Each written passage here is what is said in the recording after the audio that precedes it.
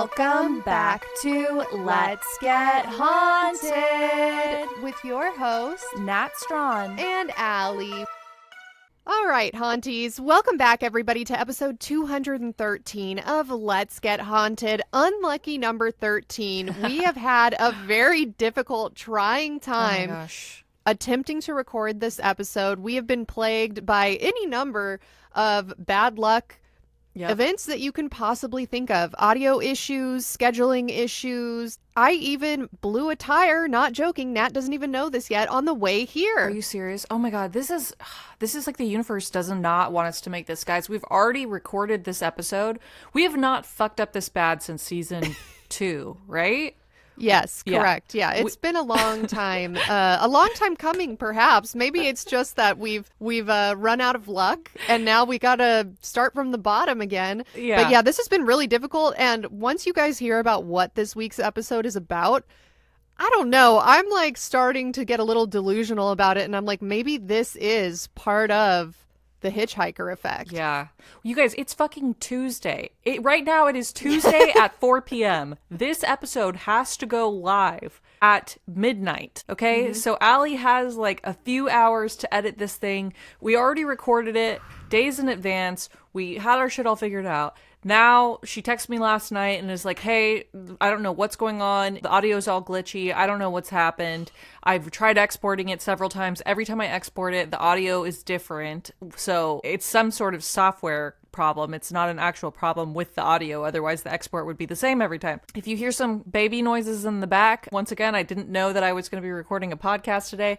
So if the baby wakes up and has to drink some milk, we're going to be breastfeeding again during this episode. You know, that might make me want to watch a podcast more if I knew that the hosts were pulling real life double duty. So hopefully that's the case here. And rather than being annoying, it's actually just really impressive for you all, because that's how I feel about it. You know, come hell or high water, come breastfeeding baby or blown tire, we're here for you. We're here to get haunted. And I'm very excited to get into this story today. Now, before we do get started, I did want to quickly go over some housekeeping.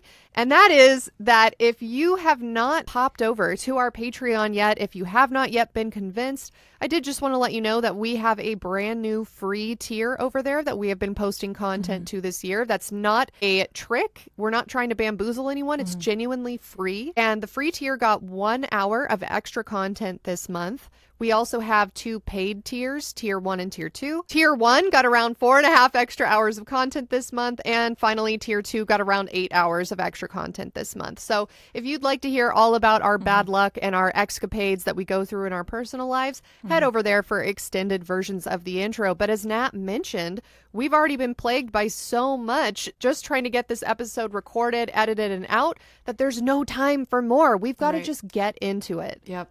Hit me with the also never mind. I was gonna say tier 1 imports instead of peer 1 imports, but then I was like, that doesn't make sense and it's not funny. However, here's your daily dose of personality. You're welcome, and let's begin the episode. Let's begin the topic that the universe seems to be telling us we should not be covering. Here we go. Part 1. You've been hitchhiked. Have you ever had a conversation with a friend and then, moments later, gotten a targeted ad for the exact same thing you were just talking about? Or maybe you've stumbled upon some obscure, brand new concept, something you've never heard before, only to suddenly be bombarded by it everywhere you look? Most of us have probably experienced this at least once in our lives. And if you're like me, you've likely always brushed it off as just a coincidence or a happy accident. The cynics among us might even grumble that our phones are always listening. Just another example of the algorithm curating our digital lives. Those who are a little more open-minded might even consider the possibility of a glitch in the matrix or a weird synchronicity. But what if it's none of that? What if there's something else lurking in the unseen corners of reality, taking note of our conversations and curiosities, and storing that information for later use? At this point, you might be saying to yourself, well, even if that's true, it's not like it's harmful, right? I mean, who cares if I'm talking about yoga with a friend and suddenly all my targeted ads are for yoga mats and sports bras? It's harmless. And sure, that might be true in that instance, but what happens when darker subject matter is involved? On today's episode, we'll be exploring one conspiracy theory that alleges that if you're not careful, simply reading, talking, or even just passively learning too much about paranormal or unexplained ideas might be all it takes to change your real life algorithm. Changes to your Explore page or FYP will be the least of your worries as your real life surroundings begin to change. At first, you might shrug it off. Lights flickering, fleeting shadows, a sudden chill in the air. But before long, the signs become undeniable, the disturbances impossible to ignore. And the worst part, you don't even have to visit a haunted location to be affected. And there's no known cure. What? Yes, this chilling theory states that the mere act of indulging in the supernatural might be enough to make the supernatural indulge in you. On today's episode of Let's Get Haunted, we'll be diving into this eerie and unsettling phenomenon known as the Hitchhiker Effect. A terrifying possibility that might just leave you with an unwanted passenger hitched to you for the rest of your life. Dun dun dun. Okay, now, because we've already recorded this episode, I have different commentary this time. I was thinking about this. What is the difference between a hitchhiker effect and just an attachment? And I know you have like a whole spiel about it, but I was thinking about it and I was like, what is, like, there is no difference. Like, is this just a way to make 2 episodes out of one thing? You know, it's a great question. And since we have already recorded this once, I was actually thinking about that question and going through my script and revising it to make it more clear. But unfortunately, there is no clear answer. And that's the frustrating thing with any paranormal topic, is that because it's not provable, it's not Right. like a measurable phenomenon, there's really no way to define it with certainty. And because of that, we end up with these overlapping ideas that you're like, wait a minute, so is that the same thing? Or is every attachment the hitchhiker effect? Or is the hitchhiker effect actually just like a grifter came up with it to sell shirts that say the hitchhiker effect or something that we just don't know about yet, and it's actually the same thing as an attachment? Is it the same thing as, like, we used to call UFOs, and now we call it UAPs because it's more politically or scientifically correct? Is that what's going on here? And unfortunately, I don't know. I don't have the answers for you, but we are going to attempt to come up with some explanations. At the end, we'll see if it makes sense to us. We'll pick our favorite theory. And then, as always, we ask you guys to chime in the comments below. If you're listening to this on the audio-only version, you should also be aware that you can head over to our YouTube channel, youtube.com/c/letsgethaunted, where you can watch this live and in color and see our facial expressions and how confused and beat down we are about this topic. Yeah, you guys, head over to our YouTube, leave a comment, like and subscribe. It is not optional. I don't care if you don't use YouTube. I don't care if you are literally dying of a terminal illness right now and you have a choice between saying goodbye to your family or following this request. You need to open up your laptop. Hey, you need to urge everyone as your dying wish, okay? Your last fucking request before you leave this earth is that everybody you know like, comment, and subscribe to our YouTube channel and our videos. Thank you. This has been an announcement from Let's Get Haunted. Now, let's move on here, because actually, since we've already talked about this once, I think we have the benefit of having more fully formed thoughts now. And so as I was going back through this episode, I was like, hold on. I think part of the problem that I'm missing to be able to fully understand the topic of today's episode is that what we really should be doing is building on concepts that we already understand in order to see if we can reach a threshold of understanding with the hitchhiker effect. So in order to fully understand the topic of today's episode, I have decided that we must first start small with concepts that we are already familiar with before working our way up to the main event. And that's because not only is this concept brand new to our show, meaning that we've never talked about it before, but it's also a name that was only recently coined and defined. So it's likely new to the general public as well.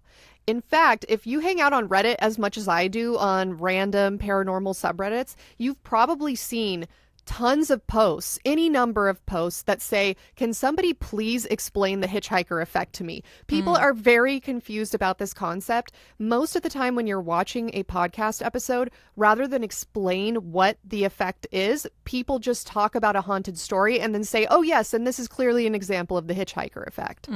You're going to break it down? I'm going to break it the fuck down. Okay. And if you still don't understand, it is no longer my problem, audience, because I have done the best I can. So let's begin with some small, low-stakes examples from everyday life that probably most of us can relate to before going down this paranormal rabbit hole. So I'm going to start with a question, and this question is directed towards everyone, including you, Natalia. Have you ever been talking about something that you've never thought about before, and then suddenly you're getting a billion targeted ads for that thing? Yeah, recently, actually. This is, I've noticed my For You page on Instagram now is like mommy makeover plastic surgery. And it'll be like a before and after pictures of like people getting like breast reductions or breast lifts or like fat grafting, like taking away from your pooch and like putting it in your ass, like BBLs, like, but they're like very much like centered towards like people who have had children, because before I feel like I would see plastic surgery content, but it would usually just be like, look at Taylor Swift, like before and after, and then like people arguing in the comments like she hasn't had anything done, or like she has had so much done. And now it's like straight up just like a photo of a naked woman's body, no face, nothing, just a torso, and then the same torso next to it, but like healed from some procedure. And I was thinking about it, I was like, why am I getting all of these? And then I realized it's because I've been talking about breastfeeding, and I feel like those are targeted towards new mothers. And whether you think that's kind of predatory or not, or helpful, this doesn't matter. The point is that it's happening, and I have to come up with how I feel about it. And I don't know yet. I actually think that's probably super relatable to everybody listening. And I also remember when you first moved to Atlanta, I remember you saying to me that your algorithms had started showing you things to do in Atlanta, like hiking activities in Atlanta. Sometimes this targeted ad effect, or whatever you want to call it, is helpful because it's like, oh, I just moved to a new location. I enjoy hiking. And now how convenient. I'm getting all of these recommendations for places that I can take my family to go hiking. Or in an example I can think of, for a long time, I have been searching for a very specific type of raincoat. Extremely specific. First of all, I live in Southern California. It doesn't really rain here that much, but this is like meant a lot to me, okay? I really want a clear raincoat that has floral applique within the clear raincoat. I've always thought that would look so cool. I see them in Target for children, never for adults. And very recently, I was recommended an adult raincoat that is exactly that. It's clear. It has floral appliques on the inside. It's amazing. It's lovely. Now, I still have not purchased it because it is expensive and I'm going back and forth. But that could be another example of like, oh, this is actually kind of helpful because clearly my Google searches have never worked. I've been searching for this raincoat for years, never found one. And then just like that, you know, the Instagram algorithm has my back. Another example I can think of is I've had friends talk to me before about, oh, I just went to a new hair salon, or I just went to a new nail salon, and then that salon will pop up on my For You page right after that. And I haven't even searched anything, but I guess just by the proximity of being friends with someone who maybe did search that search term, it's popping up for me. So with these examples, everybody can probably relate to them. Like I said earlier, it's harmless. Sometimes it's even convenient, and it can be pretty easily explained away as either just a coincidence or based on stuff that you've already been searching for. Now, let's take this concept and bring it up another level. Nat, have you ever had any weird synchronicities happen to you before? Yes. One time I was searching for a dress to wear to a black tie wedding that was taking place at the Beverly Hills Hotel. This is a very iconic location, very high-end luxury wedding. These people probably spent several hundreds of thousands of dollars on the wedding. So, you know, naturally, I didn't want to just roll up in whatever bullshit clothes I already have. Like, I have to impress the rich people so they'll continue to invite me to their events, and one day I can be a part of the Illuminati. I don't know. So I went to Bloomingdale's and I took a picture of me in the dressing room. I found this like amazing purple dress, and I was like, oh my God, that's the dress. I've been having dreams about purple. Taylor Swift had just come out with the Speak Now album, so it was purple, and I was just like, everything is purple, let's go, right? I think my hair even at the time was like a shade of purple. So then I was like, this is a synchronicity. But at the same time, I was like, is this too like immature? Is this like not appropriate for the wedding? Because to me, it was kind of like a My Little Pony type dress. Like, it was like pastel, it was kind of alternative, and I was like, can you be alternative and like still fit within the dress code? You know what I mean? And so I put it on Reddit, on whatever that like subreddit is where people post pictures of what they're gonna wear to a wedding, and everyone like is either like, good job, or they're like, no, this is terrible, you're embarrassment to all people everywhere. And so I put a picture, and it went like kind of viral, and everyone had an opinion on it, and people were like, either like, oh my God, it's amazing, you have to wear it, it matches your personality, or people were like, no, you look like a child's Barbie doll, like you can't wear that to the wedding. And weirdly enough, people noticed my feet in it because I was like barefoot and I was sort of posing, so my like toes were kind of like gripping the floor weird, because I wasn't thinking about, oh, this is gonna go viral and people are gonna talk shit about my toes. I was thinking like, okay, just like show your hip, like show the dress, you know. So I was sort of like mid-turn. I wasn't even trying to show feet. I had like, you know, it was not like planned out or whatever. And then people were like, wow, look at those, what do they call them? Earth grippers. Yes, they're calling them earth grippers. And that was the first time that I was like, oh, whoa, do I have like weird feet? Apparently. I don't know. So, yeah, synchronicity.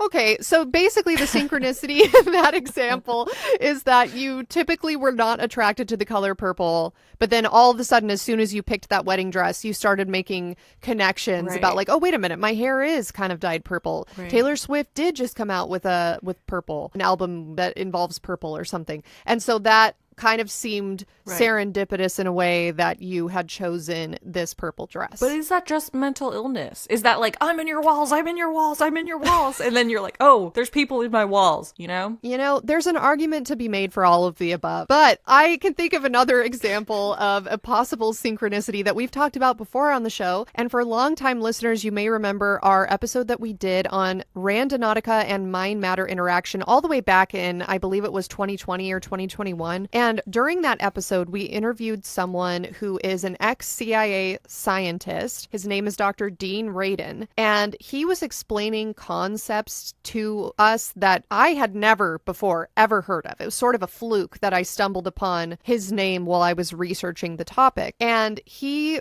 was talking about his current employer, which again, I had never heard of. It's a very small niche laboratory. And I was so fascinated by it, thought it was super interesting, was kind of thinking to myself, how have I never heard of this before? And then as I was on my way to work the very next day after the interview, I drove by a sign that I've driven by, I'm not joking, hundreds of times throughout the years that I've worked at this farm. And it literally said, it was a highway sign, like, this highway has been adopted by, and it was the name of that super small niche laboratory. And I was so shocked that I had to pull my car off on the side of the highway to make sure that I was not going insane and that what I read was actually there. And I took a picture of it. I just could not believe what I was seeing. So again, that's an example of a synchronicity where it's a step up from a targeted ad, because a targeted ad would be more easily explained away, but you could still write something like that off as a coincidence. Yes, the odds might be slim that it would be a coincidence, but you still could come to that conclusion. Okay, I see where you're going. Yes. Okay, so with this story, like I said, I think we can all agree that it's a little bit weirder than the targeted ad example we started with. Unlike being recommended a raincoat after thinking about how much you want one, or being recommended 10 cool things to do in a new city you move to, or having the new nail salon that your friend goes to pop up on your Instagram timeline, this example shows a brand new concept that you've just learned about, bleeding into your real life in a very physical way. In this example, a sign on the side of the road instead of a picture on your phone. This type of synchronicity is also well explored in books, TV shows, and movies. For example, the movie 23, where this guy is seeing the number 23 everywhere. And in that movie, I haven't seen it in a long time, but I believe like it's just mental illness, to your point, that he's noticing these patterns where there are none. But the point is that this is not a new concept. Great. So far, we should all still be on the same page because I haven't really talked about anything that you've never heard of before. But we need to ramp it up one more notch to get to what we'll be talking about today. Are you ready for the next level? I'm ready. I'm ready. Okay. So let me start with an example. Let's say you're camping in the woods and you see a Bigfoot. Freaking out, you abandon your camping equipment, run to your car, and drive back home. The next morning, you're relieved and happy to be back in the comfort of your safe space and go about your normal daily routine. But then you start to notice strange things happening around you. Maybe you see a large ape-like humanoid peeking at you through your window at night. Maybe you hear animal snorts or heavy breathing coming from the other room while you're brushing your teeth or your hair. Maybe you start to find enormous beastly footprints leading to your back door for the next few weeks. If so, congratulations, you are officially experiencing the hitchhiker effect, when a paranormal experience turns from a one-time sighting into a weeks-long, months-long, or, in extreme circumstances, a lifelong event. In a nutshell, the hitchhiker effect is a name given to people who experience something supernatural in one location that then hitches a ride with them, traveling with them to other locations. Does that make sense? Yeah, it does make sense. I know what a hitchhiker is, so yeah, it's like, but how is that different than an attachment? Okay, we're gonna get to that. So let's do another hypothetical scenario. All right. Let's say you're on night shift in a hospital where you work as a nurse. Unfortunately, during the course of the evening, one of your patients starts to code. As you and your coworkers try in vain to save them, you swear you can see a pale blue mist escaping from the patient's mouth at the exact moment that their heart flatlines and they die. You think it's weird, but you reason it must just be a combination of sleep deprivation, stress, and grief playing tricks on your mind. As you clock out of your shift and walk to the parking garage, you can't help but feel that someone is watching you, even though you can clearly see that there's no one else around.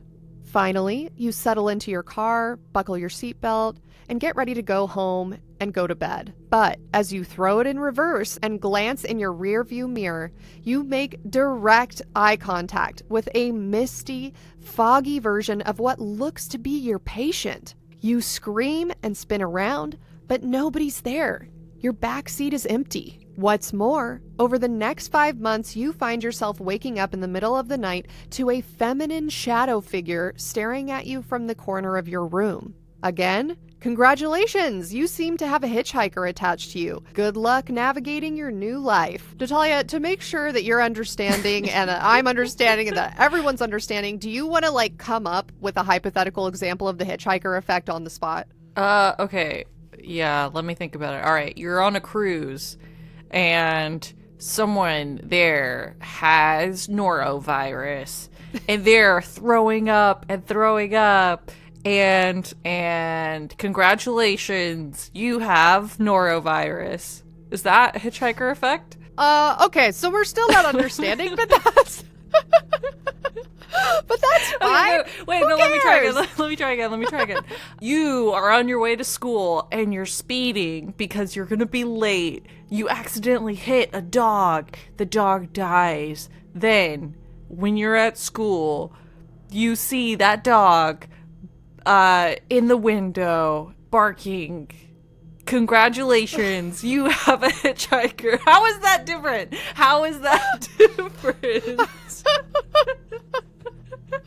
All right, this is some bullshit. You're getting warmer. So at this point, some of the haunties out there listening right now might be thinking, and this includes you, Nat, in this line of thought, in this thought exercise. Some of you might be thinking at this point, what is the difference between having an attachment and experiencing the hitchhiker effect? Unfortunately, there is no clear definition for either of these concepts, and there might even be overlap between the two, but generally speaking, here are some of the possible distinctions. An attachment usually refers to a specific entity that has latched onto you because you are vulnerable spiritually, and an attachment almost always requires some sort of spell, ritual, or exorcism to get rid of. It's also used pretty much exclusively when talking about ghosts. The hitchhiker effect, on the other hand, is almost exclusively used when talking about aliens and UFOs.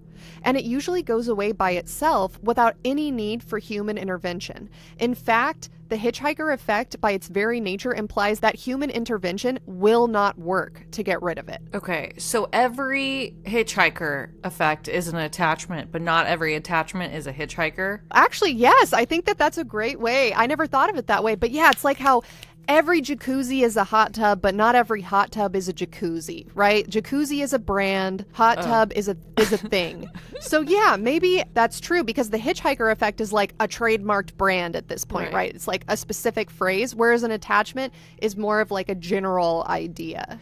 And you said an attachment requires a spell, or it's like a hex or something like that? It requires human intervention usually in order to get rid of it. Like, for example, the episode that you did back in season 1 about Annalise Michel or Michelle, who was allegedly, it doesn't matter whether or not you believe it, guys, was allegedly possessed by a demon. And so to get rid of it, they had to do an exorcism. Right. Oh, okay. So that would be an attachment. So getting a hitchhiker effect is worse than an attachment, because an attachment you could at least, like, you know, witchcraft it away, right? Or you could do something. It's within your wheelhouse to cleanse it or whatever. But with hitchhiker effect, it doesn't really seem like there's an antidote. It's just kind of whenever the thing wants to come or go, right? I'm sure that there are some people out there who were like, I've had an attachment and it's the worst thing ever, and how dare you compare it to the hitchhiker effect? It depends. It depends on how you see the world, guys, and at this point it really doesn't matter. But yes, the way that you're talking is letting me know that we now have an understanding about the hitchhiker effect. Right. And being affected by the hitchhiker effect is also more likely to happen to you if you visit a known paranormal hotspot, the most famous being Skinwalker Ranch. Oh, Skinwalker Ranch. This is the ranch where the cows get their tongues taken out and there's like supposedly portals everywhere. And we actually went to Alien Con, which was a convention for UFO UAP. I don't think we had UAP. It was just UFO enthusiasts at that time in 2019. And we saw a panel of people talking, people who had been to Skinwalker Ranch. And one of the guys says that he thought there was a portal there. I remember them talking about that. And then did we do an episode that like featured Skinwalker Ranch with someone like putting a bunch of furniture in an empty pool or something at one point? I could have sworn you told me Maybe. Honestly, Skinwalker Ranch is so well known that it's kind of impossible to talk about the paranormal without referring to Skinwalker Ranch. Even if you're not within the US or you've never been there or you've never known anyone that's gone there, you've probably thought about Skinwalker Ranch at least once in your life as kind of this weird location where stuff that we don't quite understand seems to go down. But before we can open that can of words, it's time for a quick word from our sponsors. Hey guys, my standard uniform consists of giant sweatpants and a fleece-lined poncho. Does it look good on me? No. But does it accentuate my figure? Also no. But sometimes you just want to be comfortable, not fashionable. But imagine if you could do both. This week's episode is sponsored by Adore Me. They may not have ponchos, but they do have lingerie, swimwear, PJs, corsets, and more. Sometimes we get so caught up in the rat race, we forget that we can switch it up from time to time. It's important to not take everything so seriously. And dare I say it, it is absolutely necessary to feel sexy and good about ourselves. Elevate your look from trash rat to sexy rodent by checking out Adore Me's fun, flirty, and playful lingerie that's all about what gets you excited. Adore Me offers lingerie in over 67 different sizes, so you can ensure you find the right size for your unique rat body. And they drop a new seasonal collection each month, so there's always new styles to check out. Whether you're looking for an everyday bra and panty set, corsets, supportive swimwear, PJs, or even activewear, Adore Me has it all. My absolute favorite bra that I own by Adore Me is the Leia Balconette bra, because it's both comfortable and elevated in more ways than one. I don't know how to wink. And with bra and panty sets starting as low as $19.95, you can feel sexy even if you're on a budget. Plus, all Adore Me's lingerie comes in matching sets, so you can look good and feel good. And with free shipping and exchanges on all orders, there's no risk to giving Adore Me a try. Now is the time to find affordable lingerie that you'll love. Head to adoreme.com, where new customers can get bra and panty sets for as low as $19.95. Exude confidence and sexiness without spending a fortune. Again, that's adoreme.com, where new customers can get bra and panty sets for as low as $19.95. And now back to your regularly scheduled haunting.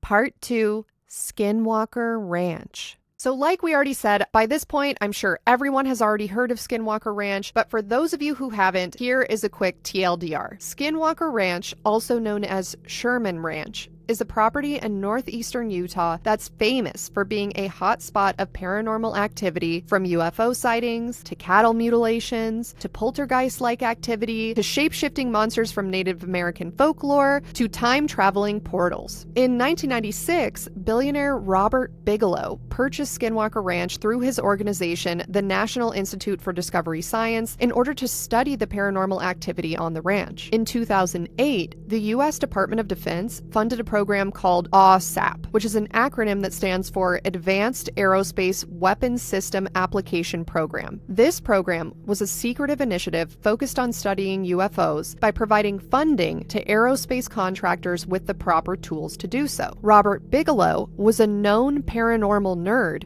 who was obsessed with all things supernatural, from ghosts and poltergeists to shadow people and alien abductions. In fact, it was this obsession that led Bigelow to purchase the ranch in the first place, after watching a news special on just how haunted the previous owners had claimed it was. Seeing an opportunity to get some sweet taxpayer dollars to fund his pet project into studying paranormal activity at Skinwalker Ranch, Bigelow started a new company called Bigelow Aerospace Advanced Space Studies, or BASS for short, and applied for the contract with AWSAP. According to reporting by UFO journalist George Knapp, Bigelow was either the only applicant for the money or was the only seriously considered applicant, and bam, that is the story of how $22 million of your taxpayer dollars went to studying aliens, ghosts, and dogmen at Skinwalker Ranch. Wow. Wait, what was the name of his company? BASS? What is it? BAASS. BAASS. BASS.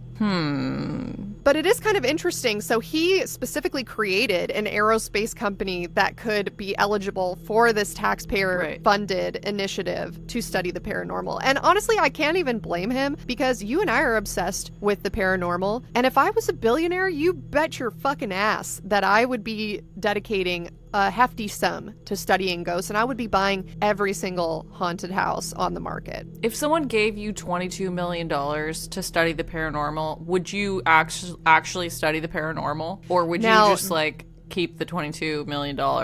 You could just be like, yeah, we studied it. It was inconclusive. Or yeah, we're studying it. Look at all these cameras we've got set up in this room. Like there's no definitive way to study the paranormal, right? Like you could just be like, look at all these people are psychics and we're having them say if they think there's paranormal. No, there's not paranormal. Okay, study failed.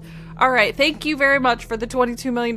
You know what I mean? Like, how could you not? So actually what you've said is exactly what happened. So critics of this initiative have used that exact example of, okay, this guy's already a billionaire. He takes 22 million taxpayer dollars for this initiative. Where did that money go? There's no way of accounting for whether or not it was spent to actually study the paranormal, when the paranormal by its very nature is elusive and hard to define. So you're exactly right. So this was very, very controversial. There are people who think this was a great use of taxpayer dollars, and there are people who say this sounds like embezzling with extra steps or money laundering with extra steps. Whatever the case, armed with these new funds, Bigelow's company brought together some of the best researchers in the country to visit, live at, and conduct studies at the ranch. And here is where the Hitchhiker Effect comes into play. Many of these researchers have claimed that strange activity followed them home after visiting the ranch. We're talking shadow figures, poltergeist-like activity, and even reports of full-blown entities appearing in their homes. These experiences suggested that the anomalous phenomena encountered at the ranch could attach itself to individuals and manifest in new locations. In the most famous example of the Hitchhiker Effect in action, a naval intelligence officer referred to only by the pseudonym Axelrod visited Skinwalker Ranch in 2009. At the ranch, Axelrod witnessed strange lights and a cloaked creature while out investigating the property at night. Following his visit, both he and his family experienced a series of unexplained events at their home, such as sightings of dog men and unexplained claw marks in their backyard, and creepy shadow people walking around inside the home. His teenage sons reported seeing a black humanoid figure with no face standing silently in his bedroom. The whole family experienced objects moving around their home independently as if being moved by invisible hands. Again, more claw marks and footprints began to appear outside the home, and everyone in the family reported feeling watched and experiencing a deep sense of primal dread for weeks. And this phenomenon was not isolated. Other members of the Bigelow team, including security personnel and researchers, reported similar experiences after their time at the ranch. Molecular biologist and researcher Colm Kelleher had multiple UFO and cattle mutilation sightings during his time at the ranch, and then that energy seemed to follow him home. Orb-like lights were seen by his wife and children. His family began reporting seeing shadowy dark figures inside the house at night. Electronics in the home began to malfunction, turning on and off by themselves. And his wife experienced her first ever case of sleep paralysis where a creature crawled over to her and sat on her chest. Multiple other Bass employees from Bigelow's investigation squad reported similar events following them from the ranch to their homes. And the interesting thing is that a lot of the apparitions remained constant among the different families. Humanoid figures in room corners or doorways were especially common, as were UFOs hovering over their homes at night, colorful orbs of light floating throughout their homes, pets reacting violently to unseen forces, and even sudden unexplained illnesses or nosebleeds falling over certain family members. These events suggested to researchers that exposure to the ranch's phenomena appeared to trigger subsequent paranormal activity in the personal lives of the investigators. Super haunted. Sounds like they've got stuff following them back from Skinwalker Ranch, especially, you know, the dog men. That's weird. Was that guy's named Axelrod? What was his name? I was so hoping you would bring this up.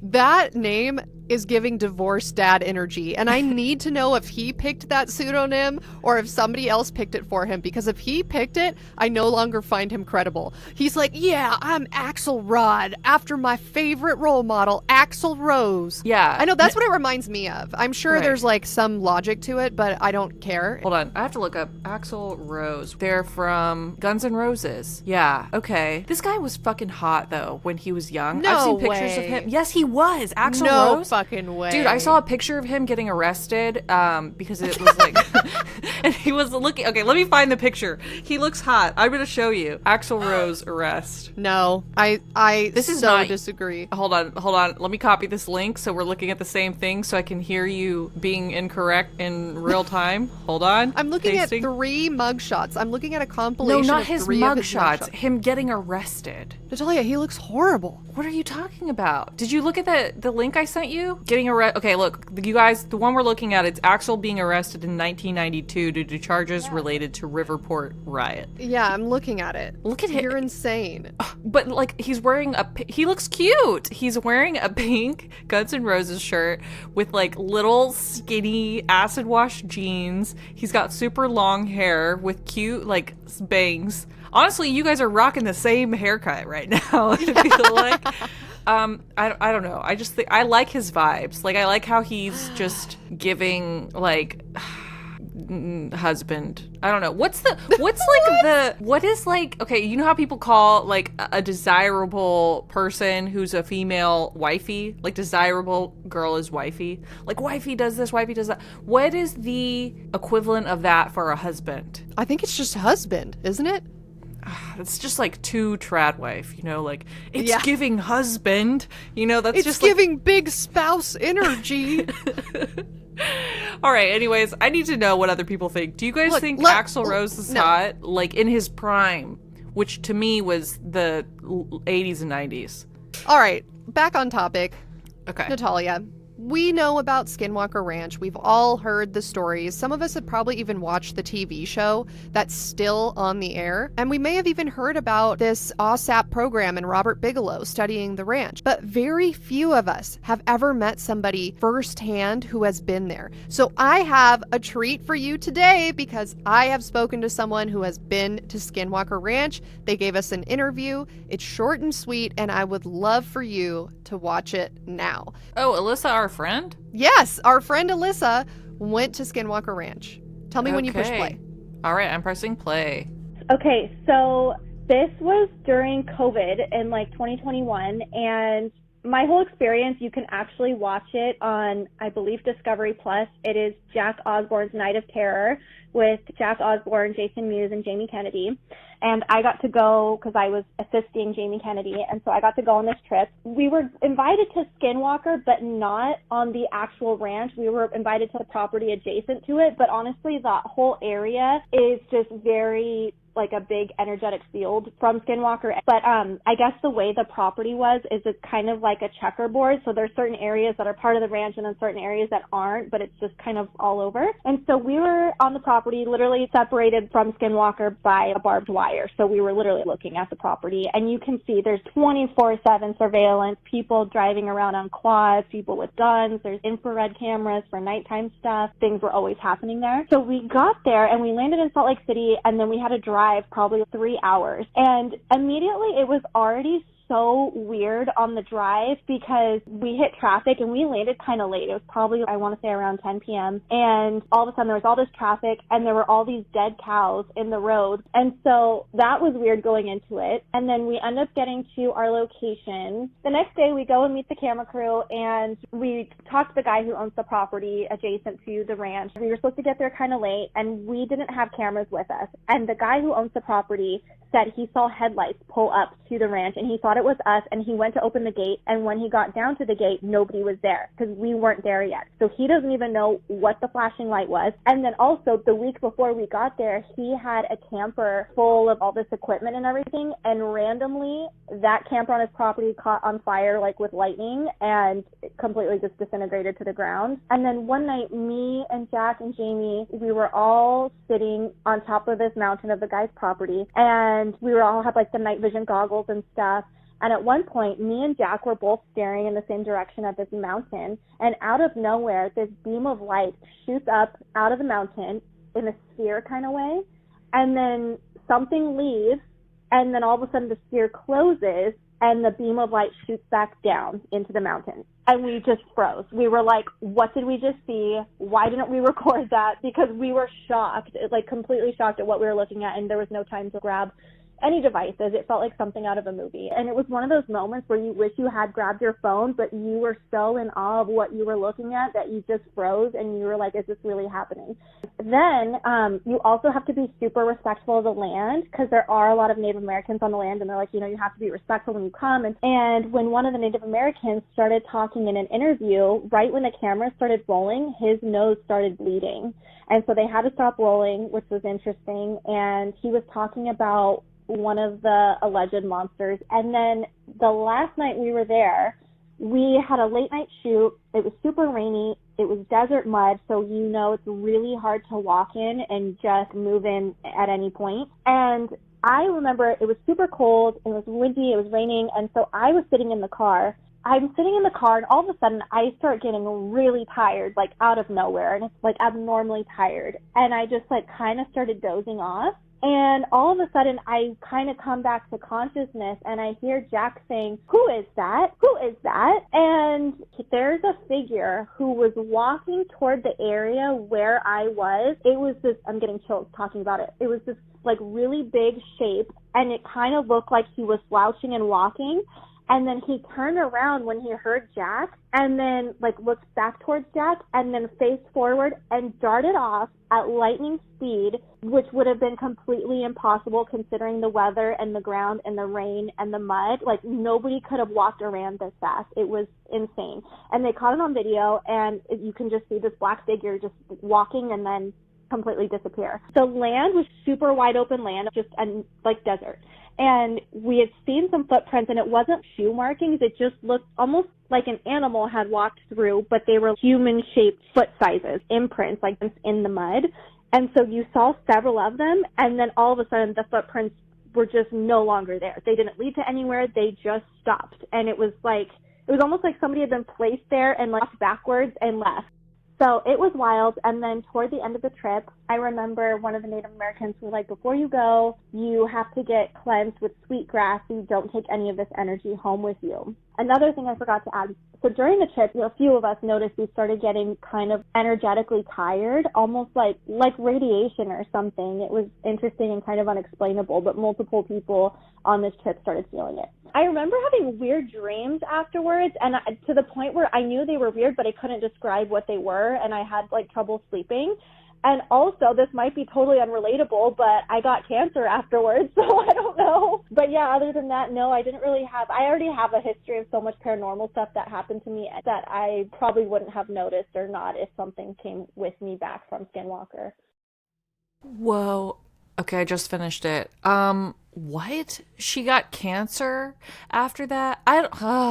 That's crazy to me. That makes me feel like everything she was talking about, there is something going on there. Like, it has to be. And I know the skeptics will probably be like, yeah, well, it's like some sort of like neurological thing, you know, because the nose bleeds, or there's some sort of electrical pulse going on there that like makes you see figures walking up to you, or makes the Native Americans get nosebleeds. I don't know. That is weird. It also is kind of strange that it's a nosebleed, because in anime culture, if you get a nosebleed, it's because you saw something really hot. It'll give you a nosebleed, right? Like, girl walks by, the wind blows up her skirt, nosebleed. So I wonder if there is some sort of connection. Look, I'm trying to bring up facets of conversations, interesting talking points, guys. So, do you find dog men hot? Like, maybe if you see like a super ripped werewolf, you would get a nosebleed, because you'd be like, all right, you can hitchhike me. Right. Okay, this brings me to my next point. In the Twilight series, were you fan of Team Jacob, or were you a fan of Team Edward?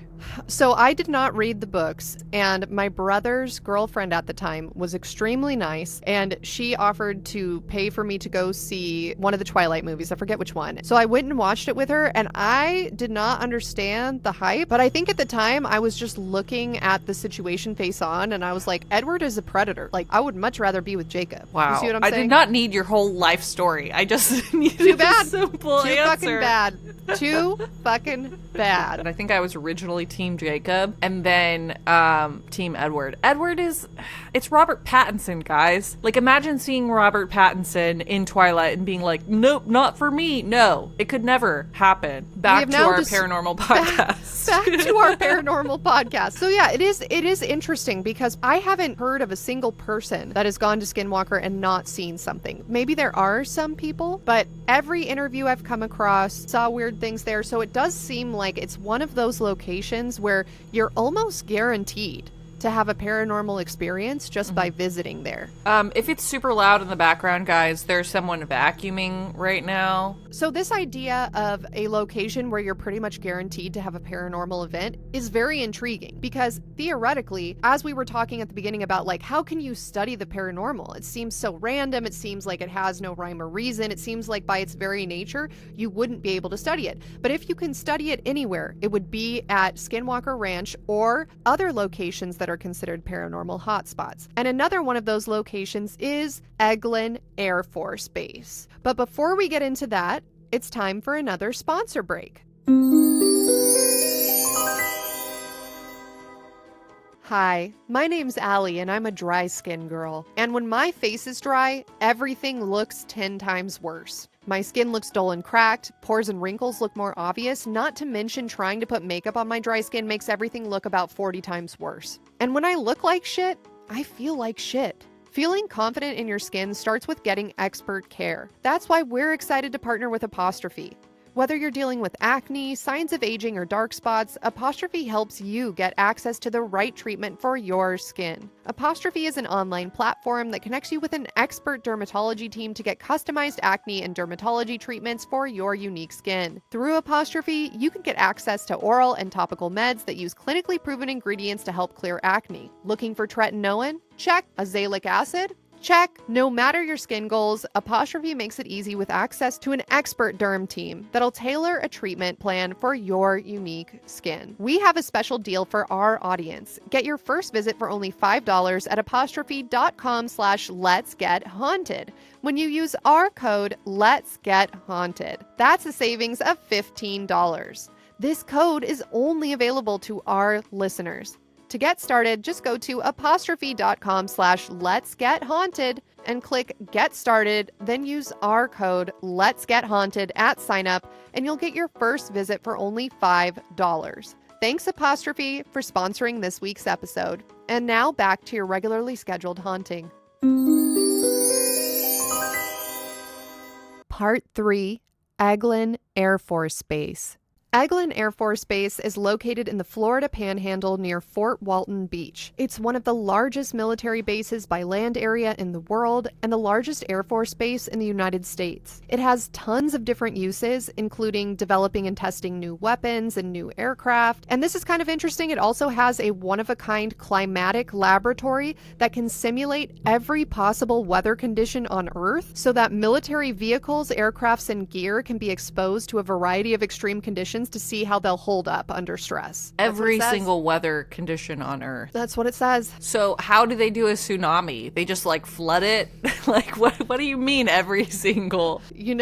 Let's not think too hard about it, but that is what they say. So EGLIN also houses around 10,000 people on the base, but it's able to support up to 25,000. It also has a vast overwater range used for long-range missile testing, drone testing, and supersonic and hypersonic weapons trials. It also has an Air Force research lab on site for researching and developing energy weapons and AI-enhanced systems. But buckle up, because besides all that, it's also prime territory for some truly weird and even paranormal local lore. This episode is not exclusively about EGLIN, so I'm not going to waste too much time getting into it, but here are some of the more bizarre highlights. From the 1950s to the 1970s, various pilots reported seeing both metallic discs and silent triangular crafts maneuvering over the EGLIN Gulf testing range. Oh, wow. A declassified 1960s Air Force document mentions radar anomalies and unusual flight paths mapped over EGLIN by unknown crafts. Locals living around the base have long filmed strange orbs and lights rising out of the Gulf at night. And there's even an alleged ghost or phantom hangar called Hangar 17 on the edge of a restricted testing zone on the base that is so named because sometimes it shows up on official maps of the base and sometimes it doesn't. Maintenance workers who have been sent to go into the hangar to conduct minor repairs and maintenance have later been told by officials that they met in the hangar that it doesn't exist. Other lore about Hangar 17 is that radiation sensors spike when you go near it, and wildlife avoids the area completely. Local lore even says that this hangar is used for storing and studying crashed UFOs that are recovered from the ocean. The base as a whole is also extremely haunted, full of ghost stories and sea monsters, but we don't have time to get into that today, so the last thing that I want to tell you about EGLIN is an area of the base known as Site C6. Site C6? Site C6. Site C6 is a secure radar facility where the military tests how visible or invisible certain objects are to our radar systems. In particular, the surrounding range is used to test the radar signature of stealth aircraft. This site is incredibly hard to access, built deep in a heavily forested section of EGLIN and surrounded by miles of restricted land.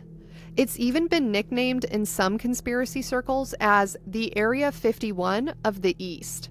with rumors of black project testing of reverse-engineered alien aircraft. While none of the rumors of crashed UFOs being kept at EGLIN have ever been formally confirmed, there are former employees of EGLIN that have reported being plagued by the Hitchhiker Effect after being stationed there, especially those employees who worked at Site C6. And luckily for us, one of these former employees has agreed to talk with us today. Are you ready for it, Nat? Whoa, yeah, let's hear him. My name's William Bill Carter. I live in Fort Payne, Alabama, and I've lived here, except for my military service, since about 1983. I was born in Athens, Georgia. We lived in a little city outside of Athens called Danielsville, and I joined the Marine Corps right after high school, and I served until 1998. I was going to college for a few years. In my senior year, I needed some more college money to help me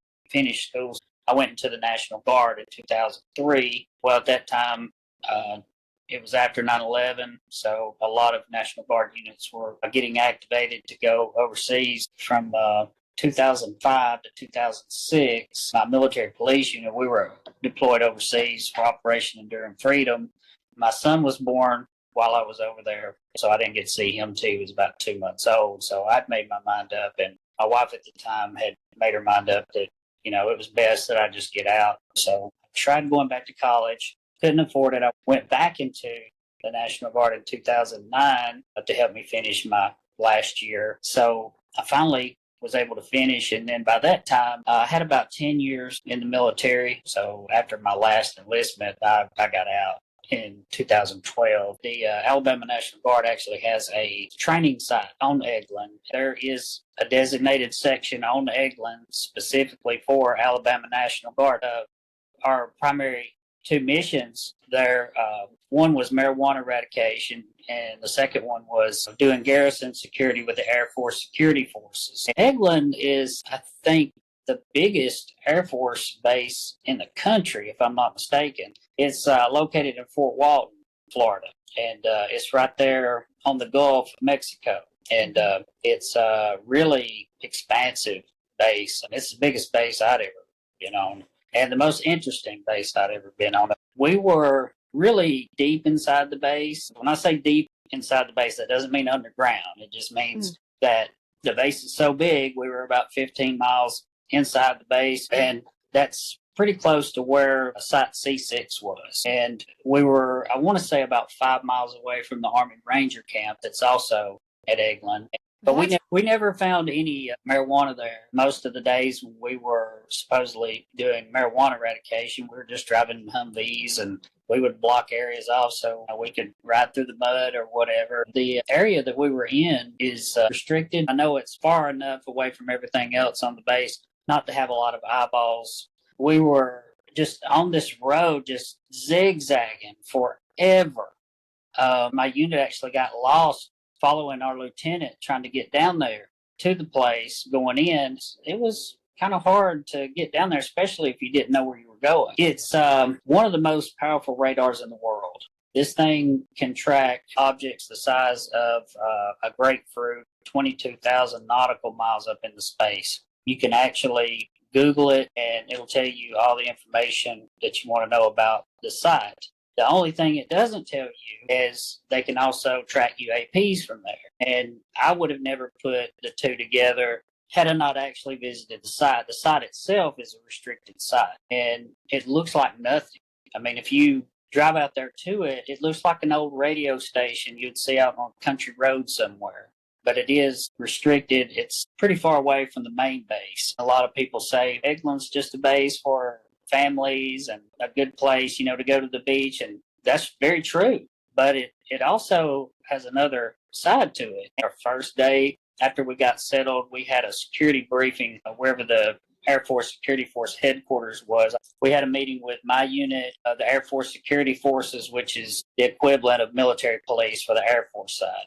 We had a meeting with the Air Force contractors that work the base as well. He's telling us about the different areas, and then he says, if you are lucky and you ride with the Marine Patrol, and the Marine Patrol is the guy that patrols the waters surrounding the base, he said you might get to see some space junk that falls in the waters. here around the base. And we kind of laughed, and I didn't really give it a second thought until we went to site. And I just remember at the time thinking, if I rode with the Marine Patrol, I'm not touching anything, that has fallen, from outer space into the waters or anything like that. And I just kind of kept that in the back of my mind. When I first heard it, I thought, well, why does space junk just land in the waters here? Why doesn't it land in your backyard or my backyard? Why is this place so specific? I thought, that's odd, but I just moved along and didn't think more about it. I was riding with one of the Air Force security guys one day, and that's how I ended up at Site C6. It was this old-looking building, and it looked like an old radio station. It did not look impressive at all. You wouldn't know by looking at it that it was one of the world's most powerful radars. So we got out, and I can't remember why we were there. I want to say we took food or something. When we walked in, there was a guy at a podium to the left. He was an Air Force security force guy as well, and he had a little log book that he could log names in. And the guy that I was with, he had walked to a hallway that came out into this little lobby I was standing in, and talked to a guy in a white lab coat. And I look up on the wall, and there's their mission statement up there, which read, "We monitor all space activity, terrestrial and extraterrestrial, from planet Earth." Now, at that time, I got chills all over my body. I recalled something I hadn't thought of in years. It scared me to death. So when I got to the lobby and I read that, I froze. I immediately recalled this UFO sighting that I had when I was about 4 years old when we lived in Danielsville, Georgia, and that I hadn't thought of it in years. And when we left the facility, when the guard that was with me came back and we got into his vehicle and we drove out of there, I didn't ask him anything about the place. I didn't want to know. I could tell there was something different about the place, something that just struck me as odd. I had about 2 or 3 years ago started thinking about my EGLIN experience, and I talked to my mother finally about what happened in Georgia. She couldn't believe I remembered it. I remember seeing this thing out in the field that had looked like a glowing fire, because when I first saw it, I thought it was a glowing fire that had started in the field. It was about 80 yards away. And I remember thinking we were going to get burned up if somebody didn't send like a fire truck or something to put it out. And my mother was behind me over to my left. At the end of the trailer park, there was a barbed wire fence that separated the pasture from where we lived. And she was calling my name, trying to get my attention. And I went behind her, but I kept trying to look around her to see what it was. And she later told me, she said, "Yeah, I kept trying to get you and your sister back, but you kept trying to look around me to see it." And she took us inside after she saw a ramp come out of it. There was a hatch that opened, she said, and this ramp came down to the ground. And she said when she saw that, that's when she got us into the house and locked the doors. And I asked her, why she never did report it. And she said everybody down there, it seemed, were seeing these things. And one of the reasons that she didn't report it was they were putting people in mental institutions that were reporting. And the next day when we went to see where it landed, and we crawled through the barbed wire fence, where I saw it the night before, it left this huge burnt circle in the ground. And I was frozen looking at it. I was frozen because I couldn't believe my eyes and what I was seeing. And I tell people all the time that say, I would love to see a craft. Well, I beg to differ. I honestly believe that it wanted my mother for some reason. And I do believe that there's something to who these things reveal themselves to. Like, I think there has to be something unique about someone. I've always felt like if you look at some of the people that have really close encounters with UFOs and people who claim to be abducted, that there's always something unique about them. And that's just my personal belief. Something else that made me start digging around about EGLIN, I do believe there's some truth to the Hitchhiker Effect. We started seeing some really strange things happen in our yard and around our house. Like this is room, it was middle of wintertime, and I felt something cold on the back of my neck when I sat down. I looked behind the blinds, and our window was raised probably 6 inches or more. No one would have done it. the only way to raise that window is from the inside. You'd have to take the screen off to do it from the outside and unlock the window. We've had one of my grandson's toy racetracks. It would go off in the room. Just you had to push it to make it go off. And it would start talking, and it did that for 2 nights in a row, and I finally took the batteries out of it. I started having really strange indentations on my porch, and I had taken security videos of some really strange things. Like, I have a back deck that's around the back of the house here, and it sits low to the ground. It's about maybe 2 or 3 feet high off the ground. And I noticed there was a light shining through the wood slats in my back deck, and there's nothing out there that could shine a light through those. And this went on for like 2 or 3 nights. So there's no house or anything nearby. And so, we started recording a lot of things that I was seeing. I'm going to say my piece, and I'm going to move on with this stuff because it's something I've lived with for a long time. I finally am able to tell my story, and, anything that happens afterwards, at least I did my part, and I said what I know about. And it got to the point to where we just started ignoring whatever it was. After I started seeing all that stuff, I started looking into the EGLIN thing. And that's how I ended up on Reddit, actually, because it took me to a subreddit called Machine Porn. It brought up a picture of Site C6, and these guys were talking about how powerful the radar was. They said that if birds flew in front of it, that it would make them explode because of the radio or the radar waves there. One of the guys was saying that he was a radar technician there. And as soon as I read that, I asked him, would you be willing to talk to me? And he said, sure. So he told me, he said, well, if you were military police, and you visited the site, he said, I'll talk with you some about it, and I'll be very open with you about it. He was a radar technician there from 1981 to 84. His first name's Rob. And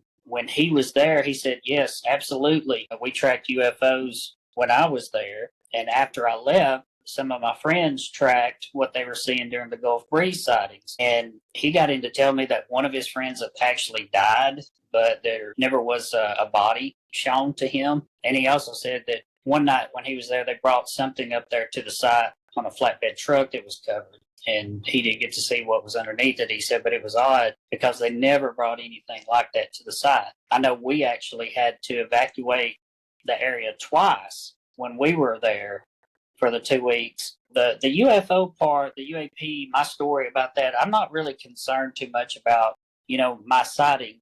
But the reason I came out to speak about the whole thing is because I know they have the capabilities to see things very far away. And if they do have those capabilities, then that means they know where they come when they get here, where they come from. It's like a slap in the public's face when they're trying to tell people that we didn't have a good picture of it, it was blurry. That's a total lie. They have the capabilities of seeing these things. I know better. When I talk about the Hitchhiker Effect, it got to the point I just ignored it. And some of the things died down. When I was seeing things every day on my security cameras, and I would see indentations and strange forms in my yard, it made us nervous. My fiance, she's seen a UFO with her 2 daughters one night when they were going back home. They stopped by a field. We had cattle mutilations happen. Her youngest daughter, she started crying. These 2 objects were over a field. They were dead silent. They were spotlighting from the air cattle that was on the ground. So her and her oldest daughter, they got out and was looking at it. And the first one took off. The second one stayed there for a little while longer. And then finally it clicked the light off, just like flicking a light switch. And then in the blink of an eye, it was gone. Both of them were just gone within a blink of an eye. I was actually working with a guy called David Reyes. He did some work for MUFON. When I started having these things that happen around my house and out in the yard, there were 2 big indentations. I have a back fence that runs at the back of our property, and there were these 2 5-foot across semicircular indentations that were in the brush. Now, one of them was so heavy that it bent the fence that we had back there, and it killed all the vegetation underneath it. And across from where this thing landed, or whatever caused it, the tree across from it was scorched on one side all the way up, and the branches were just like sheared off. So I thought, well, maybe I'll start watching my security cameras more. And then it just got to be real consuming. And then I got to a point, I'm like, I'm not letting this stuff drive me crazy. I'm going to live my life. And whatever happens, if we get some more information and more people come forward, maybe we can get to the bottom of whatever it is the government knows about these things. And I just hope more people have the courage to come forward and talk about it, because I think people have a right to know. People deserve to know, in my opinion. Wow, there's like so much in there that I could choose to talk about. There was a lot. Well, first of all, I just want to say thank you very much to Bill for coming on the show and talking about these very sensitive topics. And also thank you to Alyssa for coming on the show and talking about some of these sensitive topics. The most interesting part to me is when he said that his personal belief, having experienced whatever this phenomenon is and the hitchhiker effect for years, his theory is that there's something to who is able to get the hitchhiker effect and who is able to see UFOs, or who these UFOs choose to appear in front of. And that's a theme that we're going to kind of be exploring in the theories section of this episode, because like we said at the beginning, the frustrating part about the paranormal is we don't have any good answers. It's really hard to study it. We could just drill down to why certain people do get the hitchhiker effect, or why certain people do see orbs or dogmen or whatever it may be. Like, maybe we can finally start to figure this out and dissect it. And nobody's claiming to have the answers, which again is very frustrating, because it would be great if somebody could just show up and be like, this is what's happening and this is why. If somebody could just come out and say, this is what it is, I feel like, great, we would all be satisfied. But his point is, people don't come forward and talk about it because of the stigma still. Like his mom, when she had seen a UFO, he said, why didn't you ever go tell the cops? And she's like, because everybody was seeing this stuff, and people who did say something would get shipped off to an asylum or a hospital and basically told that they were crazy. So his hope in coming forward is that more people will feel empowered to come and talk about their experience. And then the more data we have, the more we can try to put together commonalities and differences and figure out what the hitchhiker effect is. Yeah, he said something interesting too. He was like, when they say they can't get pictures of it because it's blurry or whatever, that's not true. They can get a good picture of it. I was like, what do you mean by that, sir? But that's it. We don't have any more, so I can only guess. Well, what he means by that is Site C6 has the ability to see objects as small as a grapefruit 22,000 miles up into space. So if there's a UFO coming to that location, which it seems like there is, just based on all of the reports that have come out of EGLIN Air Force Base and people that live around the base that have seen UFOs and orbs and whatever in the area, his point is, if it's going through that area, Site C6 can pick it up. So when the government says, oh, well, here you go, here's a Xerox of like a black and white image of a tiny dot in the sky, this is the best we could get, like, they're lying. They have very clear high definition images. So far we've discussed two locations that seem to have a disproportionate number of visitors that later experience the hitchhiker effect. But even though we have these anecdotes and a description, we still don't really have an explanation. Therefore, the next logical step is for us to turn to the opinion of experts. But before we hear what scientists, journalists, and researchers have to say, it's time for a word from our sponsors. Millions of Americans grind and clench their teeth at night, and most of them don't even know that they're doing it. For me, I didn't realize that I was clenching my teeth in my sleep until I had a partner wake me up in the middle of the night and say, hey man, I can't sleep because you chatter your teeth in your sleep. And I was like, what are you talking about? That's definitely a lie. You're gaslighting me. Turns out, nope, I was gaslighting them, because I 100% chatter my teeth in my sleep from clenching and grinding. And that's gross and sucks. And you don't have to live like that. Fast forward like 10 years later, and if you've been following my tooth lore, you will know that I have already cracked a tooth. And I've gotten a filling, and the filling has fallen out, and now I'm waiting to get another filling and possibly also a crown. It is expensive. And I'm here to tell you, don't do what I did. I was hesitant to pull the trigger on a mouth guard because I thought it was too expensive, but I'm here to tell you that in the long run, getting a mouth guard is by far the cheaper option. That's where today's sponsor comes in, REMI. If you have jaw pain or headaches after a night's sleep, there's a high chance you grind or clench your teeth. Teeth grinding can cause serious damage, eroding away your enamel, causing cracks and breakage, leading to expensive dental bills. The solution to protecting your teeth is a mouth guard, but getting it through your dentist can cost upwards of $800. The good news is that there's REMI. REMI makes dental-grade, professional quality mouth guards without the painful price tag. They're up to 80% cheaper than what you'd pay at a dentist, and you don't even have to leave your house. Just use their at-home impression kit to create molds of your teeth, send it back, and they'll ship you your custom-fit guard right to your house. Don't be like me and wait until you have a problem. Get your mouth guard now and say goodnight to jaw pain and headaches. Head to shopremi.com/haunted and use code HAUNTED to save up to 50% off. That's 50% off at shopremi.com/haunted with code HAUNTED. Give your teeth a break without breaking the bank with REMI. And now back to your regularly scheduled haunting.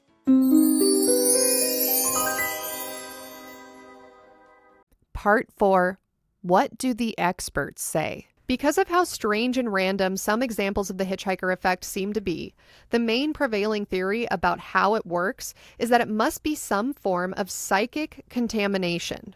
When you go to a park and it starts raining, you leave with mud on your shoes that can then get tracked into your home. When you go to a hotspot of paranormal activity, you leave with remnants of that activity stuck to you that can then get tracked around your property. Or, in another analogy, it's like walking through a cloud of perfume and still smelling it hours later. Some paranormal researchers believe that certain people are more prone to this, like emotional sponges who pick up on energy and bring it home whether they want to or not, while other researchers say it doesn't matter who you are or whether or not you're a believer, and that the hard truth is that we're still just not sure why it happens to some people but not others. Skinwalker researcher Dr. Jim Segala wrote that he felt he could predict with near certainty which of his team members would get the hitchhiker effect based on their attitude, saying, quote, "Over the past 5 years, it has been my experience that when people interact with the phenomena and do not treat it with respect, that's when we see a higher rate of the hitchhiker syndrome." End quote.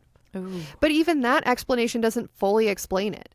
In the examples of Alyssa and Bill, they're both extremely nice and respectful people, and they still ended up with some residual hauntings. Additionally, there have been scientists and journalists who've had the opportunity to visit places like Skinwalker and specifically tried to contaminate themselves with the effect by bringing rocks, dirt, plants, or objects home from the ranch, or even by intentionally behaving disrespectfully while visiting paranormal hotspots, and have still not been haunted. Famed UFO journalist George Knapp tried bringing objects home with him after a visit, but instead of giving himself the hitchhiker effect, he seemingly gave it to his wife. In another example, scientist Colm Kelleher visited Skinwalker, and when he returned, his whole family got haunted, and they didn't do anything wrong. So let's watch a clip of Colm and George explaining what happened to them in their own words. Is it possible to obtain the hitchhiker effect digitally if you were just reading about it or something to that nature? Well, there's a lot of anecdotal emails and texts that we've got since the book was published,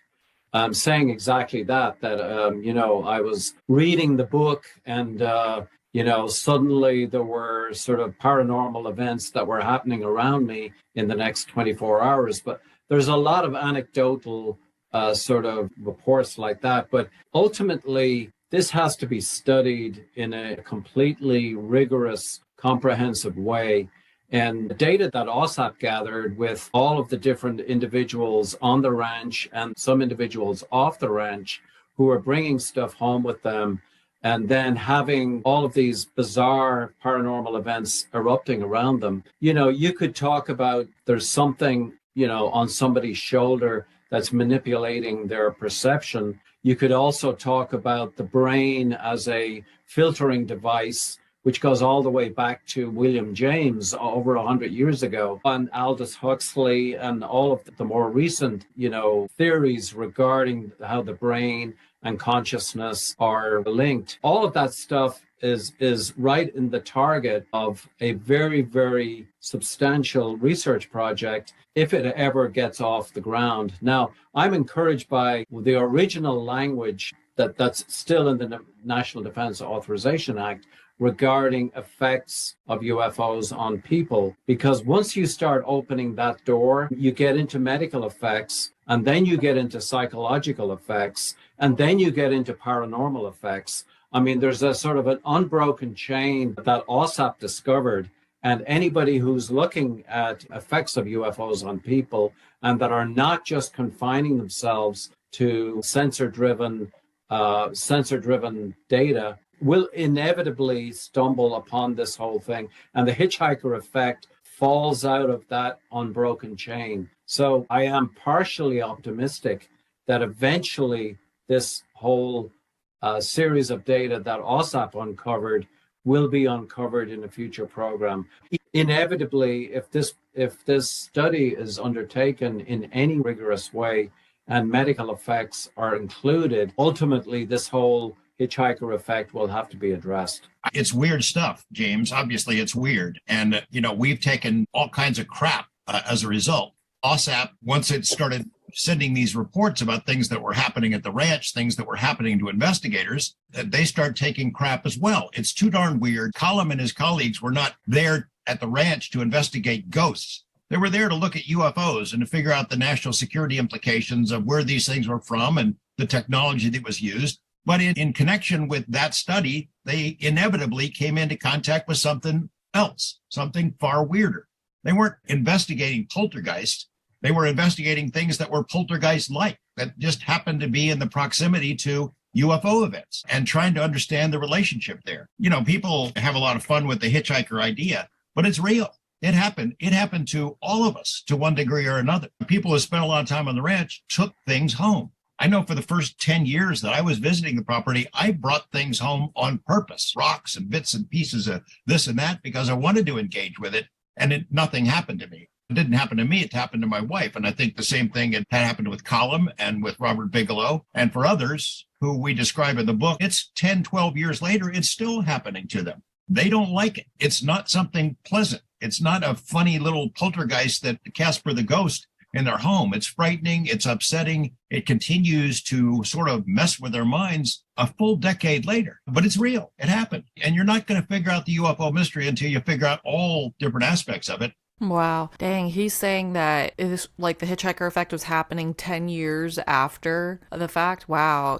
This is scary, you guys. That means like if you're one of the chosen ones who gets this effect, you could go to some place as a child and be haunted by it, like into your adulthood, even if it wasn't your choice, even if your parents were weird and like, let's go to Skinwalker Ranch for your 3rd birthday party. Like, that's not your choice. You didn't consent to that, Totally. And so that's why it just adds another layer of like, there is no rhyme or reason in a sense, because why would it be like the theory that we talked about just a second ago, where one of the scientists said, oh, I can pretty accurately predict which of my researchers on the ranch are going to get the hitchhiker effect based on how respectful they are. Well, that doesn't really track, because you have children and people's spouses that have never been to the ranch getting haunted just by being in proximity to their spouse.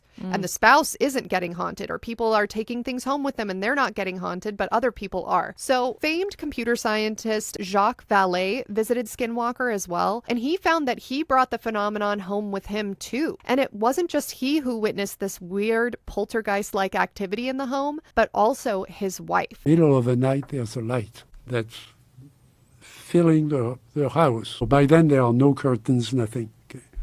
Filling the house. Blue, sort of UV, white, blue, ultraviolet light. She goes outside and the light is making everything clear, the forest, everything else. And it's moving. It doesn't have a specific shape. It's like a mass of light with light all around it. It's going down the driveway, which is a dirt road, to the main road, to the small road.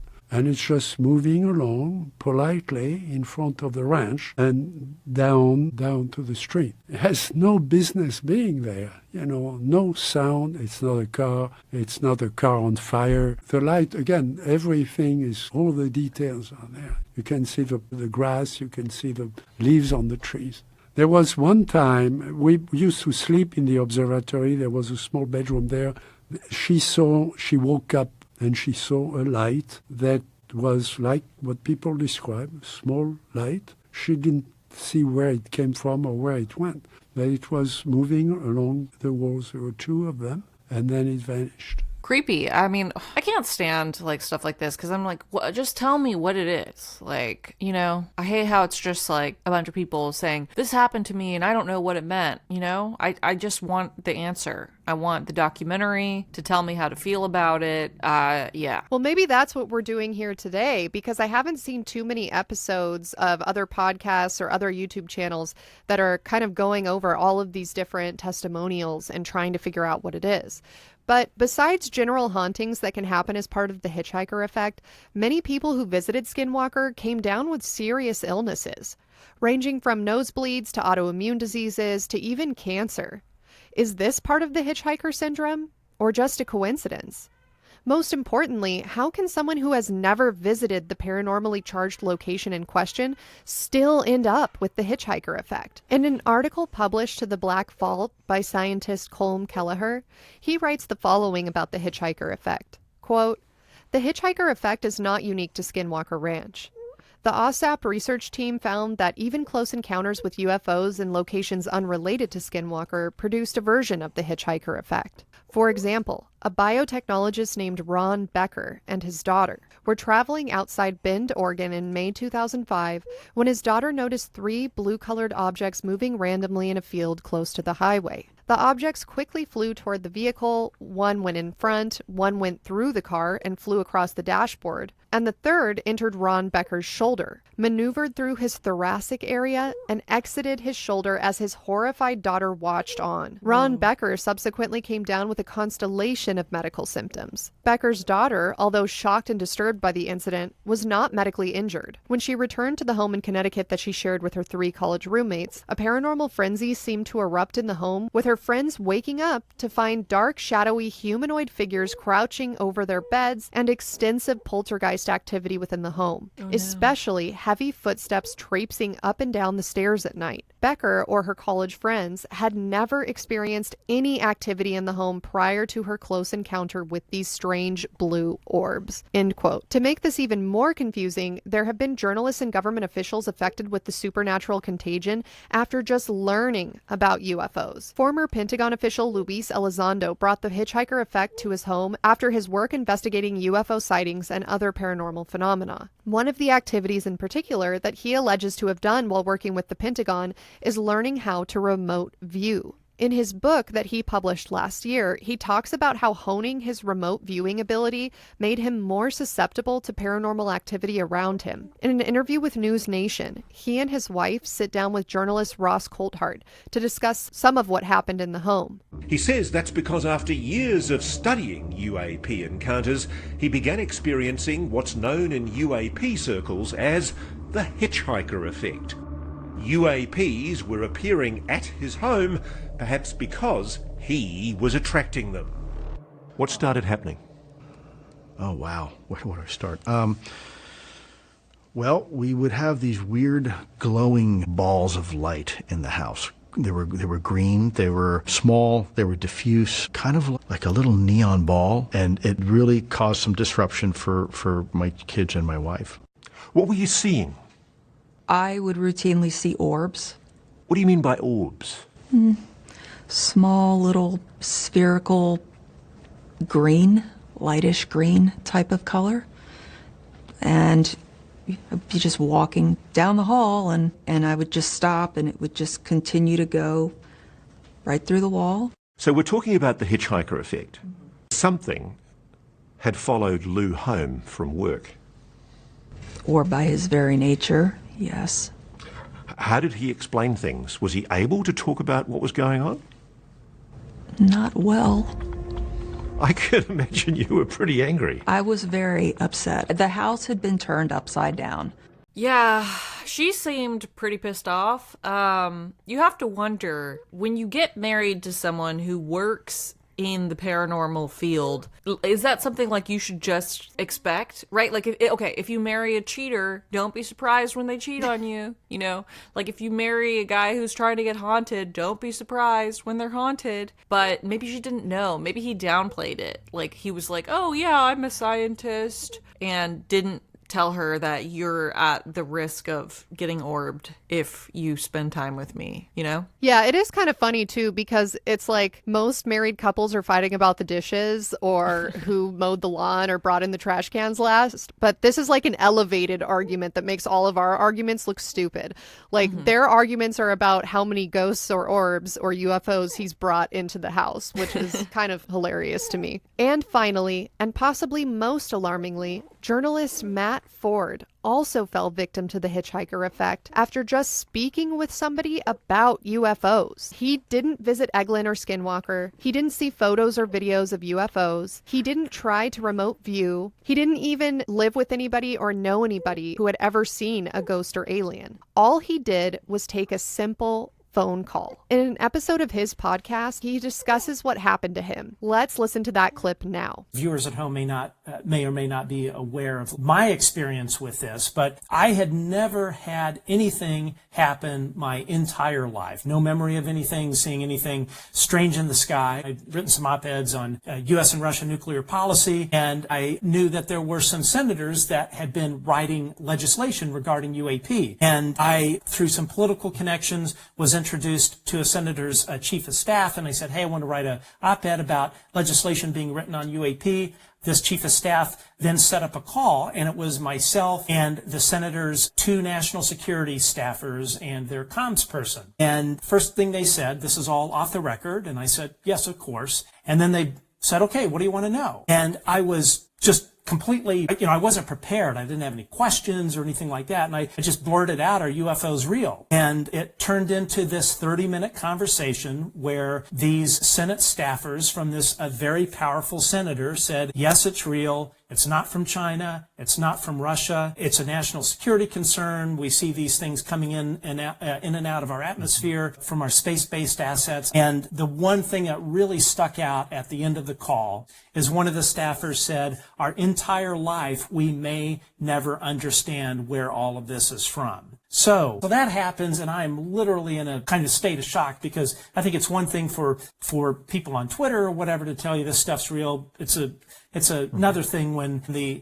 intel and armed services staffer of the senator's office tell you, yeah, this is real. It's not made up. A couple days later, we started having paranormal stuff happen in the house. And it started with a baby gate getting pushed over in the kitchen. We woke up at 6 a.m. thinking someone was breaking into the house. And we had this baby gate just leaned up against the cabinet on the kitchen floor. And we looked at a security camera that we had in there, and it looked like somebody literally had just pushed the thing over with their finger. And then I think it was 3 to 5 days later, my spouse and I are outside, and this orb of light, probably about the size of a Mini Cooper, appeared above the house. And we had banging on the walls and voices. That lasted for about 4 to 6 months. The orb, there was never more than one. The orb showed up about a monthly basis. This was about 3 years ago. This is right when I got into this. So the question I had was, my whole adult life, I had never had any of this occur. Nothing. And then all of a sudden I engage, I have this conversation with this senator's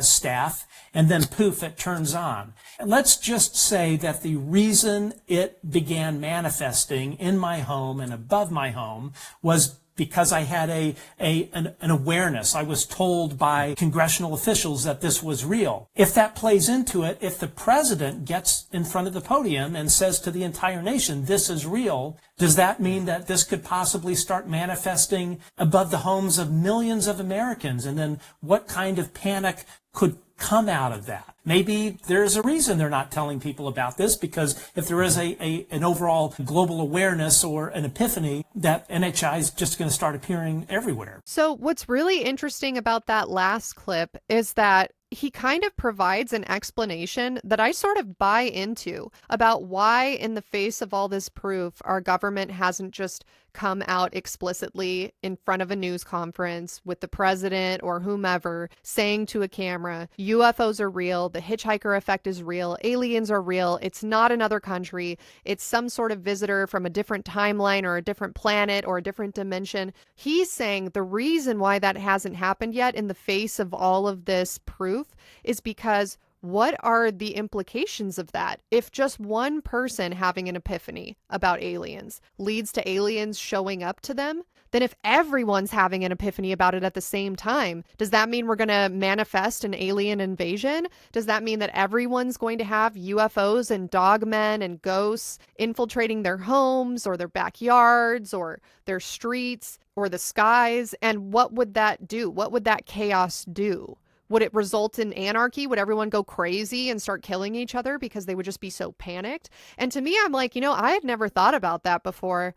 And I could see that. Like, that would be a good explanation for why you wouldn't ever want your people of a country to know about something like that. I'm wondering if this is like why the placebo effect works. What if the placebo effect is just Hitchhiker Effect? It's like the medicine works because aliens. If you had knowledge, like if you had seen a UFO or if you had a poltergeist in your house, knowing this information about the Hitchhiker Effect and how it can spread, do you think you would tell people about it or no? For sure. I'm not going to be the only one getting haunted. The fuck? No. That's like a good way to go crazy. See, that I don't understand the government. In my opinion, I'm like, yeah, fucking tell everyone. And if it's all happening to everyone at the same time, then they're going to have to figure it out, you know? I feel like anarchy and social decay and like everything falling apart happens when it's only some people experiencing something. If we're all on the same page about something, then we can all come together and be like, yeah, this is the reality. This is what's happening. Okay, now it's time to deal with it, right? Yeah. I mean, and there's two different schools of thought, right? Like the government clearly doesn't feel that way, but regular citizens do feel that way. And so at some point, is this just going to reach a boiling point where enough people believe or enough people have had these epiphanies, which then leads to them getting hitchhiked, which then leads to more people getting hitchhiked? You know what I mean? Like, at what point is this chain reaction no longer avoidable anyway? So is it better to get in front of it if you're a government, or is it better to wait until it's already happened and possibly risk losing credibility with your audience because you allowed it to happen without them knowing that you already had a plan in place or something? I mean, the reason I'm not a politician is because I would literally just be like, fuck them. I don't care. I don't like thinking about a problem for this long without making a decision. And that's why I'm not a politician, because I would just be like, fuck them. Send a nuke over there. I don't know. Then they'll shut up, right? Like, that's how I feel about this, is like, I don't care. Why are we talking about it for this long? That's how I feel about most things in life. It's like, just do it, and if it's the wrong decision, pivot. But like, not making a decision because you're afraid of it being the wrong decision is worse than just making the wrong decision. Yes, this makes sense. So we conclude this wild episode by looking at what we're left with, which can be broken down into 5 major theories. And the majority of these theories do require us to believe that what we perceive as ghosts or aliens are all part of the same phenomenon, just manifesting itself in different ways. But before we begin to get out all of our final thoughts, it's time for our last sponsor break. When I was younger, I never thought twice about my pillowcase. But now as an adult, I can't stop trying to find different beauty hacks to make my life easier and my hair quality silkier. Speaking of silkier, let's talk about this week's sponsor, BLISSY. I wish I knew this sooner, but satin is not the same thing as silk. Satin is so bad for you, but BLISSY's silk is an absolute game changer. I had no idea that a pillowcase could be the reason why I was waking up with tangled, unkempt, gross-looking hair, but once I swapped my plebeian cotton and satin pillowcases for a BLISSY, I've never looked back. BLISSY silk eliminates frizz, preserves hairstyles, and protects color-treated hair. Not to mention they have anti-aging properties, reducing fine lines and wrinkles over time. They're dermatologist tested and recommended, clinically proven to not clog pores. They're antibacterial and hypoallergenic, and so much more. They were even voted the most loved gift of 2024 with over 3 million sold. And because you're a listener, BLISSY is offering 60 nights risk-free plus an additional 30% off when you shop at blissy.com/LGHpod. That's BLISSY.com/LGHPOD and use code LGHpod to get an additional 30% off. Your skin and hair will thank you. And now back to your regularly scheduled haunting. Part 5, Final Thoughts. So as we said before the sponsor break, we conclude this wild episode by looking at the theories that we're left with, which can be broken down into 5 major categories. Theory number 1 states that these entities are real and sentient and have the ability to consciously attach themselves to us and follow us to our homes. Sometimes they leave after a few days, sometimes after a few weeks, months, or even years, and sometimes they don't leave at all. Why or who they choose to follow home is unknown, especially when usually all they're doing is throwing objects around or watching us. This theory brings up more questions like, could they be watching us like scientists or seeing how we react to different things? Theory number 2 states that what follows us home is not the entity itself, but some type of residual energy or paranormal contagion that sticks with us like a virus or bacteria. Some people successfully shake the virus while others are unable to, and those who are unable to might even get more serious health consequences over time, both mental and physical. Theory number 3 states that visiting locations or learning about things that finally make us believe in that which we previously deemed unbelievable results in our brain and eyes finally being able to perceive the phenomenon, which is all around us all the time, but is only visible once you reach a certain level of knowing. And we've actually explored this idea before on our podcast. I'm specifically thinking of the episode we did on the Beast of Bray Road, where we interviewed a woman who had seen a dog man in person. And she explained that after she saw this one entity, it's like all of a sudden a veil had been lifted off of her eyes and she could now see paranormal things that previously she had been unable to perceive. Theory number 4 states that the paranormal phenomena are some sort of hallucination, possibly caused by radiation or some other kind of very real weapon, or even a naturally occurring element present at sites like Skinwalker and EGLIN. This may also explain why people who experience the hallucination seem to be more likely to end up with serious illnesses like cancer. Theory number 5 states that the phenomenon is completely fake. It doesn't exist, and that humans by their very nature are suggestible and look for patterns and meaning where there are none. For example, a person who just watched a horror movie will generally be spooked more easily than someone who hasn't. They may feel paranoid walking alone from the movie theater to their car, feeling like someone is watching them even though no one is. They may even trick themselves into believing that normal shadows within their home are actually ghosts, that a pile of clothes on a chair in a dark room is actually a demon, or that a baby gate tipping over in their living room from the wind is actually the work of a poltergeist. In the same way that the moviegoer imagines things that aren't there, someone who is frightened by a scary alien story or a supposedly haunted location that they visited may also imagine that they too have been hitchhiked and begin to see things that aren't really there.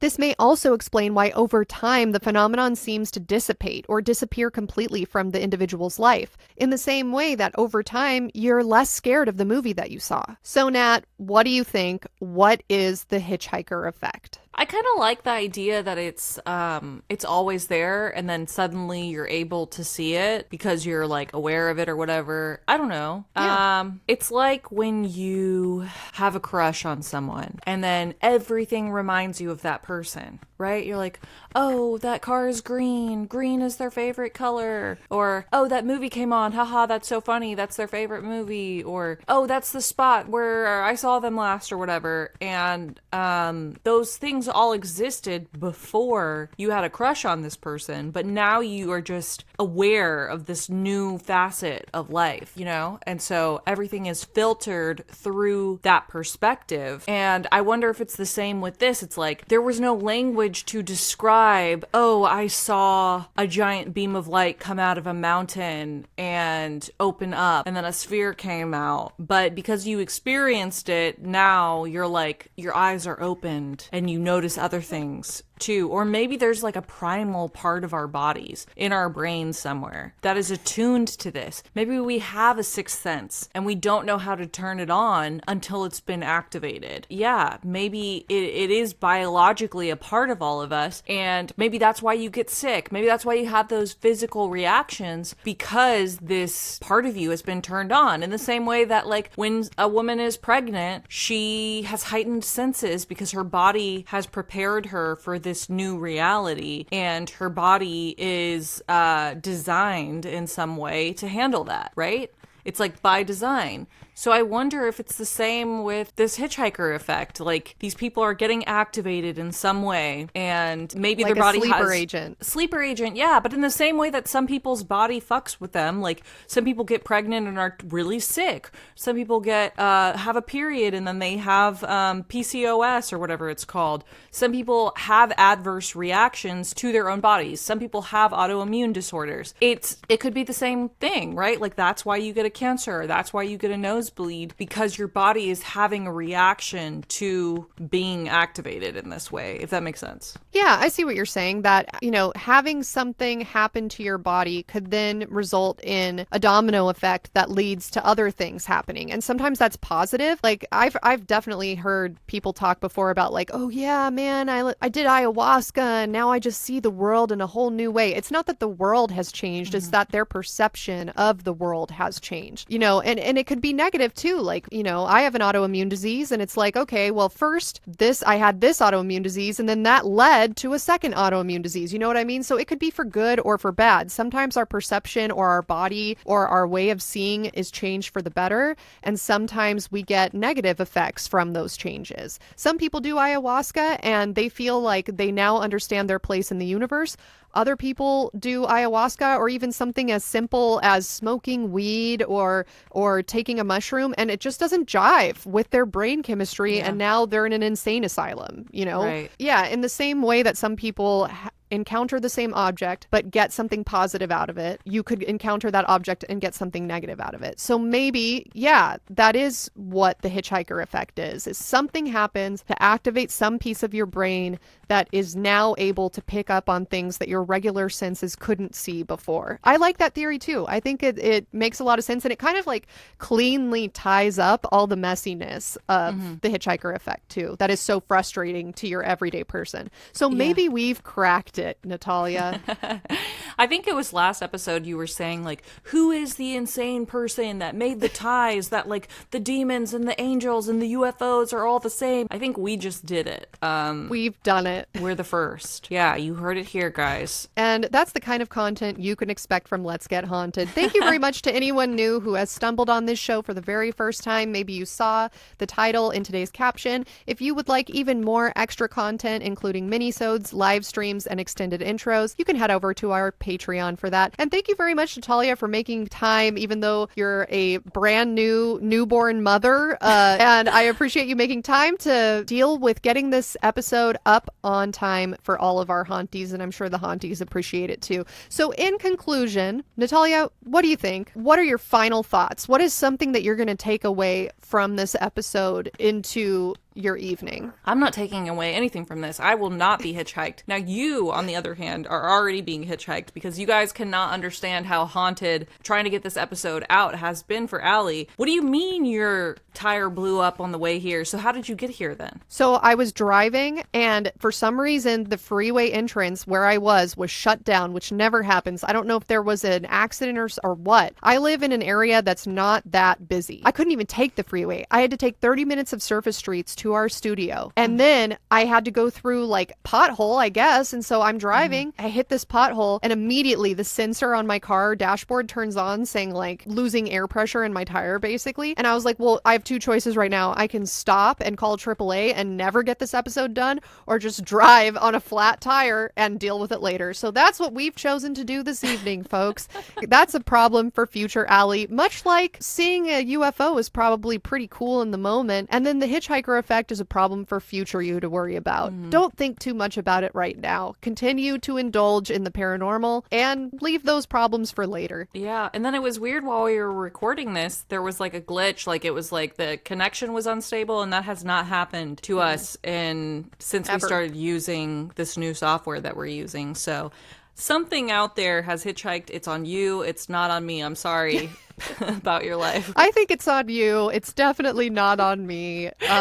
Just keep throwing blame on your friends, guys. Really let it drive a wedge between you. Now, Sources for this episode include interviews conducted by Let's Get Haunted with Alyssa Mai and Bill Carter. You can find out more about them in the show notes, including socials if you want to follow them. An article written by journalist Colm Kelleher on the Hitchhiker Effect published to the Black Vault, and a variety of clips sourced from Reddit by Matt Ford, Colm Kelleher, Luis Elizondo, and Jacques Vallée. Nat, would you do our sign-off, please? Yeah, BRB gonna go find Axelrod and see if we can figure out some plans together for the future of Skinwalker Ranch. Bye!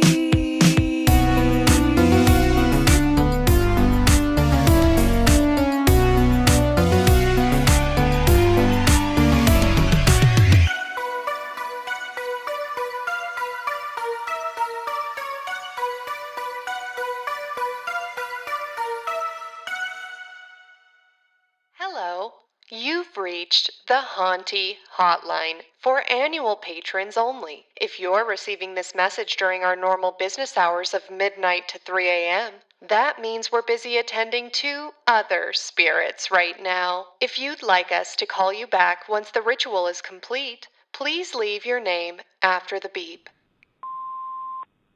CR. Tazwa K. Sarah C. Jody G. Dylan. Sinister. Blair, as in the Blair Witch. Cassie, not Cassidy, aka Cassandra. Chloe Z. Zoe. Rake. Laura. Elena B. Julie N, aka Jules the Ghoul. Ooh, Scary Mary. Grace G. Tara Lee. Cool Blues Mama. Miss Natty Cat. Shark Michael. It me, Ariel G. Cassie R. Hannah Mack. Highness Hiccup. Gawk Spookums. Joshua K. Julissa D. Lexi L. Ephraim. Malik. Mary Elizabetha. Sarah. Sad Girl Shell. Abby T. Abray S. Aubrey S. Elena B. Alberto Yvonne G. Alex. Alyssa B. Amanda. Annie H. Anita M. Ariel M. Ariel G. Ari. Barb I. Betty T. Blair. Blood Partisan. Bonnie B. Brett is in the bathtub. Callie. Cassandra. Cassandra. Cassie R. Chelsea O. Chingoro. Chloe Z. Chris B. Cosmic Squid. Courtney. Sinister. D. Bowman's 46. Delilah F. Doc Spookums. Dorothy. Dylan D. Ephraim P. Ellie J. Emmy J. Interix. Intrarix. Erica B. Esther N. B. Eunice A. Gabrielle W. Greg A. Hannah Mac M. Hannah M. Highness Hiccup. Jackie G. James H. Jasmine M. Jeb. Jello Riley. Jess M. Jessica P. Jessica W. Jody G. Joey H. Joshua K. Jules the Ghoul. Julissa D. Catherine P. Katie D. S. Katie P. Katie R. Kaylin M. Kevin T. Cool Blues Mama. Laura. Laura O. Lexi L. Locanar. Lupe. Maddie. Maddie C. Malik. Maria S. Marie O. Mars. Mary Grace G. Mary Lizbetha. Maddie C. Meg T. Micah B. Mika B. Melissa W. Michael R. Miss Natty Cat. Nathan. Nazumi Neko. Neve MC. Nicole without the H. Omar M. Perry I. Rachel V. Rake. Ricky aka 1017 aka Eat Your Vegetables. Robin V. Rose B. Ryan G. Sad Girl Shell. Samantha G. Sarah. Sarah C. Sarah R. Savvy. Savvy. Shark Michael. Soleil. Spencer S. Tara Lee. Tazwar K. Tiffany S. Tori B. Uber A. Valerie B. Vanessa L. aka Cloud. Victor L, Whitney T, Wolf Warrior 111, and Zoe L. Thank you all so much for being annual Patreon haunties. Our patrons are the only reason why we're able to make content in the first place, and when you subscribe and pledge for an entire year, it really takes a lot of strain and stress off of ourselves, so we are very appreciative of each and every one of you. If you're listening to this right now and you're thinking to yourself, hey, I want to shout myself out on a future episode, all you have to do is wait until January 1st of 2026. And you too can sign up for an annual subscription. And now it's time for the secret password. The secret password for this episode that you will comment on the corresponding photo dump posted to @Let'sGetHaunted on Instagram is "You Hitchhiked My Heart." See you guys next week.